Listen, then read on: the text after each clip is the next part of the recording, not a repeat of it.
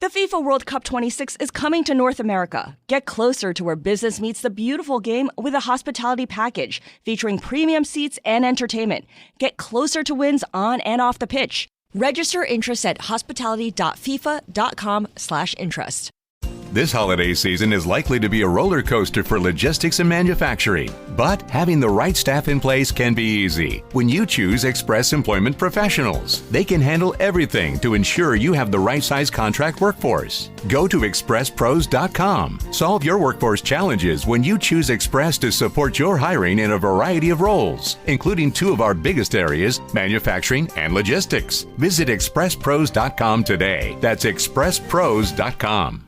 For enterprise organizations, managing all your food needs is a tall order. But with EasyCater, you get a single workplace food vendor with the tools and resources to make it easy, giving teams across your organization an easy way to order from a huge variety of restaurants, all on one platform. All while consolidating your corporate food spend so you can control costs, streamline billing and payment, and simplify reporting. EasyCater, your business tool for food. To learn more, visit easycater.com/podcast. Bloomberg Audio Studios. Podcasts, radio, news. This is a breaking news update from Bloomberg. Instant reaction and analysis from our 3,000 journalists and analysts around the world. We're watching a lot of different companies, but I want to home in on one, and that would be Intel. Shares surging in the after hours. Just building the momentum to the upside. Yeah, 7% to the upside right now in the after hours. Little bit at the beginning, trepidation, I think, from shareholders, but I don't know, it could have to do also with some corrected numbers that were coming back and forth over the terminal. For the results, the most recent results. As you mentioned, shares, up 90% going into the print this year? Well, yeah. We know there was the U.S. taking that position in Intel specifically, an equity position, and it is now the third largest investor in Intel. So that certainly has given it a jolt, if you will, this year. But again, I think what's interesting is the company's CFO speaking in an interview. You can check out our Ian King's write through on this, but Intel saying the third quarter was stronger than it thought across the board. Server demand was a surprise positive. It feels like there's a lot of things that feel like the changes, the moves by Lip-Bu Tan, the CEO, maybe some of it's starting to pay off. Well, I wanted to see what Jay Goldberg has to say about all this. He's semiconductors and electronics senior analyst at Seaport Research Partners. He joins us from San Francisco. Jay, good to have you. You cover a lot of these companies, including Intel. You've got a neutral rating on Intel. Just give us your first reaction to this report that shows an encouraging forecast after a rebound in the PC chip market. Yeah, I think it's an encouraging step forward for the company. They've been through some rough times, and I think the driver of this quarter's results are their new products coming on stream using their 18A, their new manufacturing process, as well as some help from TSMC. So a bunch of new products starting to ramp into production and volume. I think that's helping a lot. And I'm most encouraged by sort of the gross margin outlook for next quarter.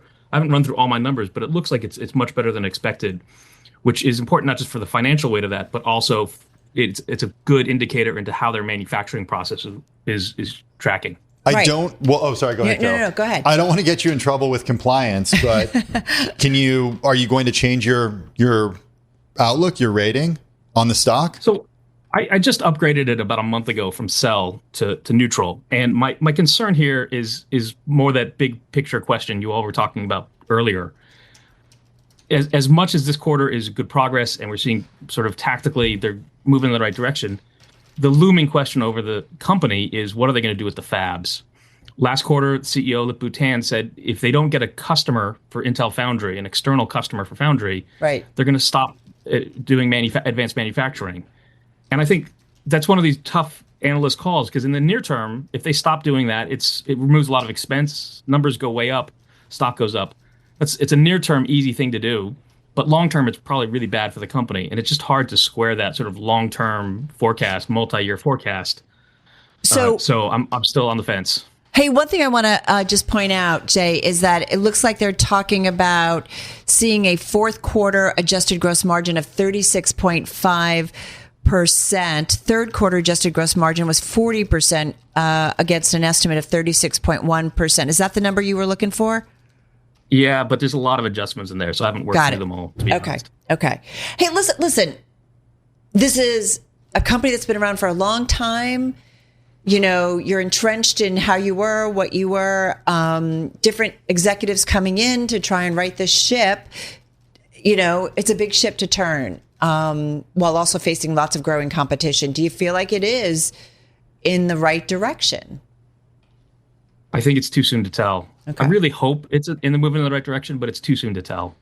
Like, what are they going to do with those fabs, right? And I've been saying for years that Intel's biggest challenge is not external competitors or customers. It's their biggest challenge is internal and fixing their culture. So on that mark, I think this is a step forward. Lip-Bu has he has a plan and he's chipping away at this sort of internal problem. But they really have to readjust their worldview internally and understand that they're not the dominant player that they were for 20 years. They're the upstart now, and they got to act like it. Jay, we spent a good portion of our program earlier talking about economic statecraft and the new role the U.S. government is taking in companies, the reporting around potentially investing in some of these quantum companies. We, of course, have the Intel, the U.S. government being among the biggest shareholders in Intel. U.S. Steel, the golden share there, the critical minerals and mining companies that have taken investment or had interest expressed in them. From an Intel perspective, how does the U.S. government investment change Intel? I think it is going to encourage other U.S. chip companies to consider working with Intel Foundry, right? Because NVIDIA's already invested in it. SoftBank's invested in Intel. Now do we see Apple or Amazon or Google or one of these other potential Intel customers sign up to work with Intel Foundry, take that risk? But because it could be seen as patriotic. That's okay. I'm glad you said that. Do they do it because it's the right thing for their business, because it's the best option for a foundry? Or is it because it shows the Trump administration that they're supporting a business that the administration has invested in? So I think it can be both. Right. My view is that these companies need to work with Intel. They need to see Intel Foundry succeed. Because if they abandon Intel Foundry today and Intel abandons it, entirely, what happens in 5 years when they're, TSMC has an effective monopoly today. Right. In 5 years, they'll have a true actual monopoly. And that's going to be really challenging for all these companies. And so it's hard in, the way that companies work. They're thinking on 90-day cycles. Somebody needs to be thinking of sort of the 5-10 year time horizon, and maybe the government is the sort of the forcing function that gets us there. You know who thinks in more than 5 or 10 year cycles? A little country named China. They're pretty good about those long-term plannings. Just having some fun with you, Jay. Well, having said that, though, on the other hand, are there companies who are saying, I don't want to get involved with anybody who's involved in the government? Because just like the way the U.S. government for a long time has been, or, U.S. investors have been critical of, sovereign held entities, in other countries. So is there some, justification in that as well? Or should we just assume that Intel now has a massive, backup called the U.S. government? So I think everybody's a little bit uncomfortable with the U.S. government taking stakes in companies. Everyone I know on Wall Street, everyone I know in the Valley, just a little bit uncomfortable about it, sort of ideologically. It's not something we're used to. It's clear that, the U.S. is moving towards some kind of national industrial policy. This is one way to achieve that. I'm not sure taking a stake in it is quite the right way to do it, but there are merits for being a little bit more somewhere in between the government controlling everything and the government doing nothing. Maybe there's a happy medium we can find. Hey, 30 seconds on the call, or you're sitting down with Intel execs. What do you want to ask them? Just quickly. What are you doing with Foundry? Okay, that was quick. Right. So appreciated. Jay Goldberg, thanks. Senior Analyst, Semiconductors and Electronics at Seaport Research Partners. We're looking at Intel continuing to trade higher here in the aftermarket.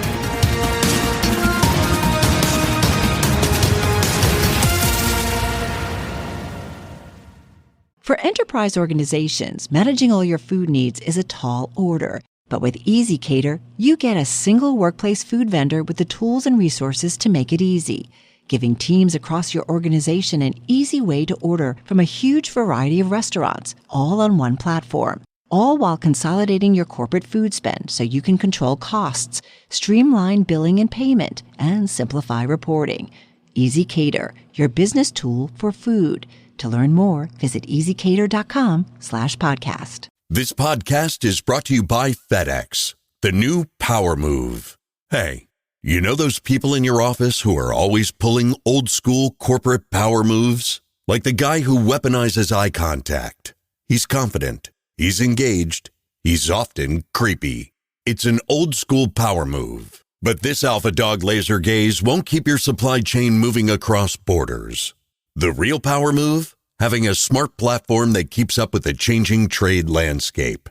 That's why smart businesses partner with FedEx and use the power of digital intelligence to navigate around supply chain issues before they happen. Set your sights on something that will actually improve your business. FedEx, the new power move. Hey, Ryan Reynolds here from Mint Mobile. Now, I don't know if you've heard, but Mint's premium wireless is $15 a month. But I'd like to offer one other perk. We have no stores. That means no small talk. Crazy weather we're having. No, it's not. It's just weather. It is an introvert's dream. Give it a try at mintmobile.com/switch. Upfront payment of $45 for 3-month plan. $15 per month equivalent required. New customer offer first 3 months only. Then full price plan options available. Taxes and fees extra. See mintmobile.com.